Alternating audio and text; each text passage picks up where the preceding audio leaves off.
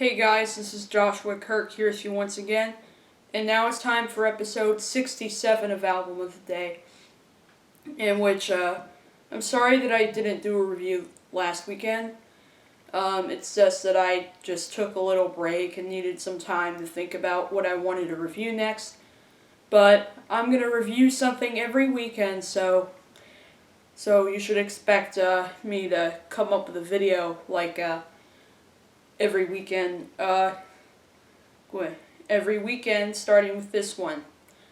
So today's artist is the frontman of one of my favorite bands of all time, Drive-By Truckers.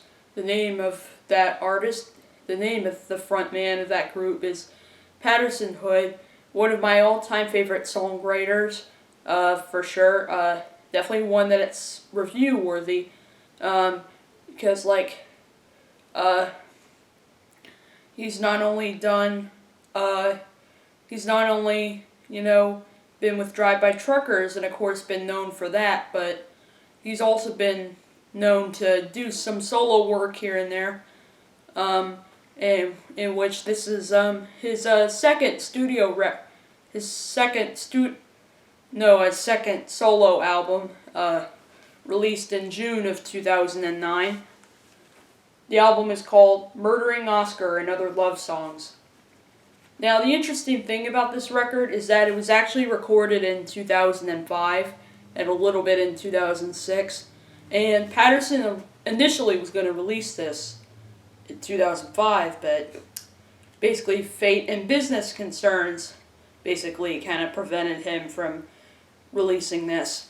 But sometime around 2009, David Barb, the producer of this record, kept encouraging him to put it out, and finally in the summer of 2009 he managed to put it out.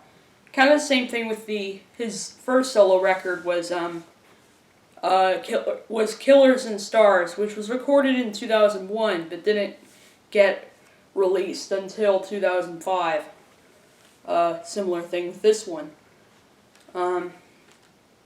This is my CD copy of it right here. And here's the track listing on here. Murdering Oscar, Pollyanna, Pride of the Yankees, I Understand Now, Screwtopia, Granddaddy, Belvedere, The Range War, She's a Little Randy, Foolish Young, Heavy and Hanging, Walking Around Sense, and Back of a Bible. And all of the songs Patterson Hood wrote except for The Range War, which is a cover of a Todd Rundgren song, and released on Patterson's own Roof Street Records. And there's a photo of him right there, and there's the CD right there, along with some artwork, which the artwork kind of fits in with the title and the first song on here. And there is a booklet in here. Excuse me. Even though there isn't a whole lot of lyrics in it, even though there's lyrics for a couple of songs in here, but rather, this is more, Patterson Hood writing all these dialogues about the songs, which not a lot of people do these days.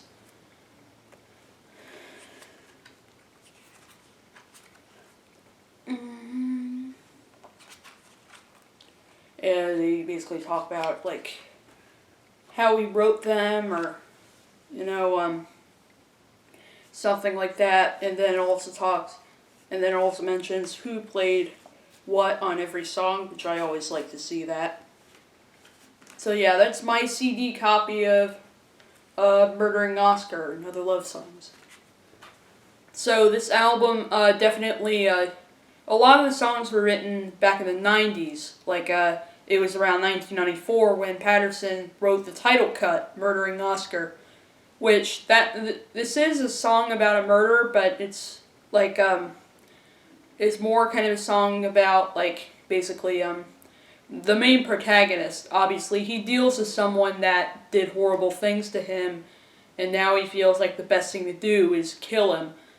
So it's a song basically about how, he killed somebody, but yet he doesn't need forgiveness because he's real satisfied about it, and and he's actually happy about the murder because he murdered someone that obviously did a lot of harm to him or stuff like that, or something like that, thing like that. So it's really a song basically about basically, the song is basically about the upside of like committing a crime or something like that.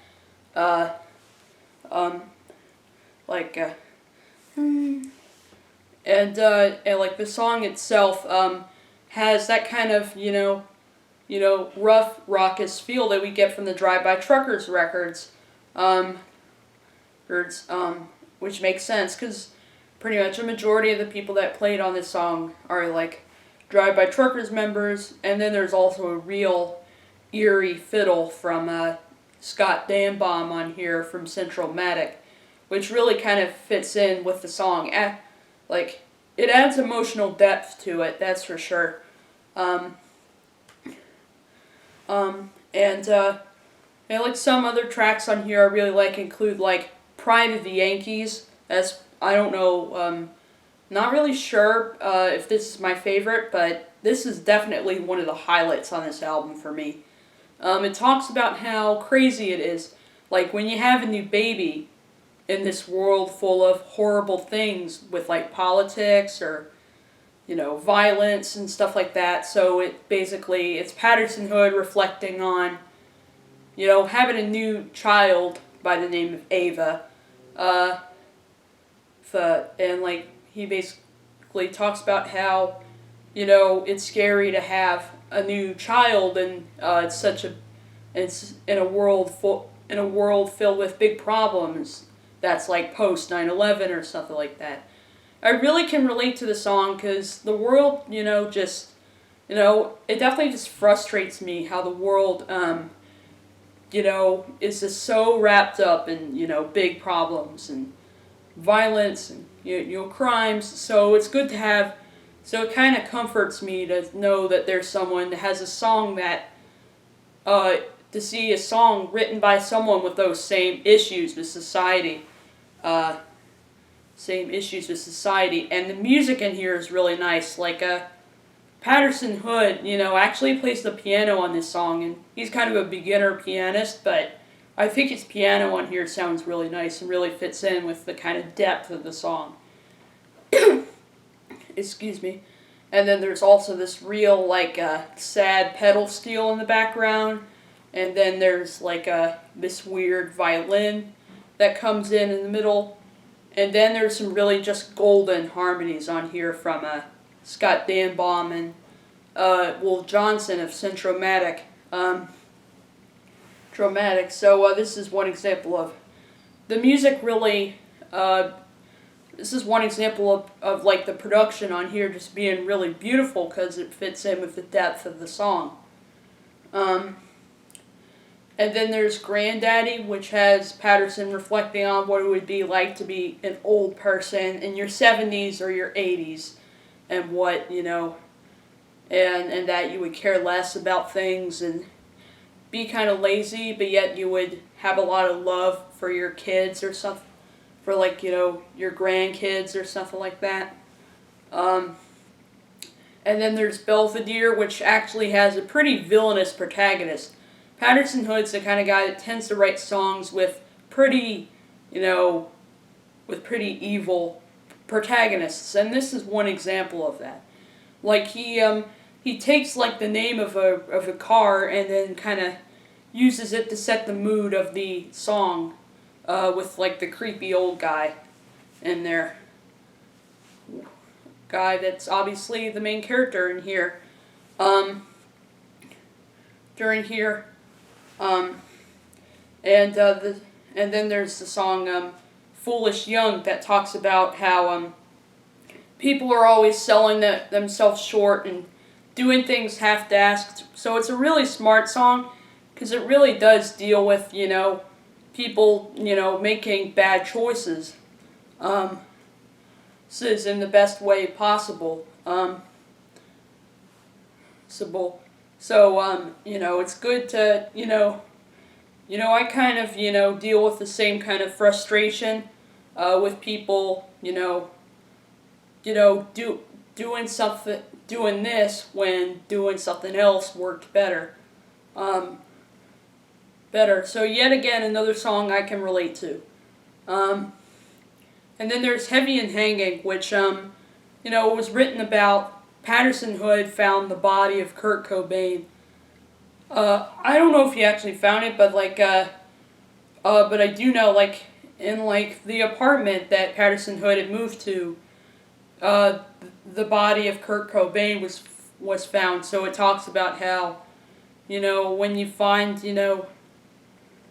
talks about how, when you find the dead body of someone, it can really, touch you and make you realize how, powerful and how big of an impact it had on, society. Society. Walking Around Sense talks about, you know, uh, basically the narrator is talking to a daughter who obviously has a mother who is like a rock and roll widow. So it talks about how surprising it is that this girl has a mother who obviously is pretty badly behaved and and has kind of twisted rock and roll lifestyle. And the song mentions how when that person is a rock and roll widow, they don't really have walking around sense. Um, they have walking around sense. So this is another song that definitely kind of connects to me as well. So the lyrics on this record definitely really connect to me in a lot of different ways. With some stuff that I've gone through a little bit, or maybe more just stuff that kind of frustrates me with society a little bit. Musically, the record sounds great as well. It's great as well. For example, there's his cover of the Range War that's on here is really nice. I really like that banjo at the end. Really does. I really like that banjo at the end, played by Don Chambers.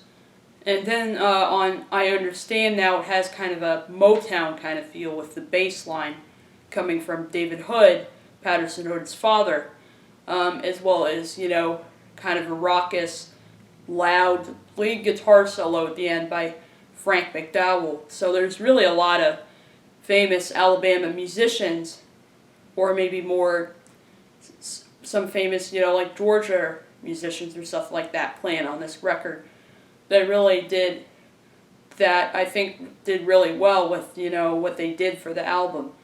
So this is one example of a record that focuses on how the musicians have an ability to fit with the emotional depth of the songs.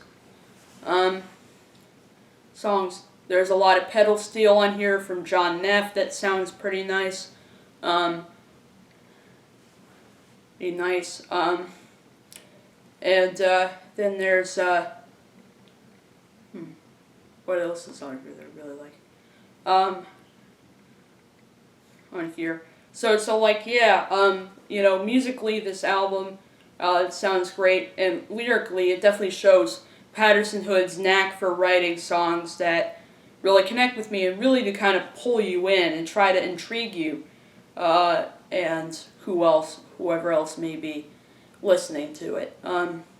So I have to say, out of all the solo work he's done, this is probably his best yet, which makes sense because he hasn't really done a whole lot of solo stuff, and solo albums could either be good or underwhelming, but this album, on the other hand, very, very good album, and it was definitely, and it's definitely good that, it was recorded a long time ago, but thankfully, Patterson managed to release it, because this album is just too good to miss. So, I'm going to give this album a 9 out of 10. Out of 10. Really just a well done, album. And, Patterson Hood, I think, should be, excuse me. And Patterson Hood ought to be known as one of the greatest, Americana singer-songwriters of all time. So, that's my review of Murdering Oscar. I'll see you for episode 68.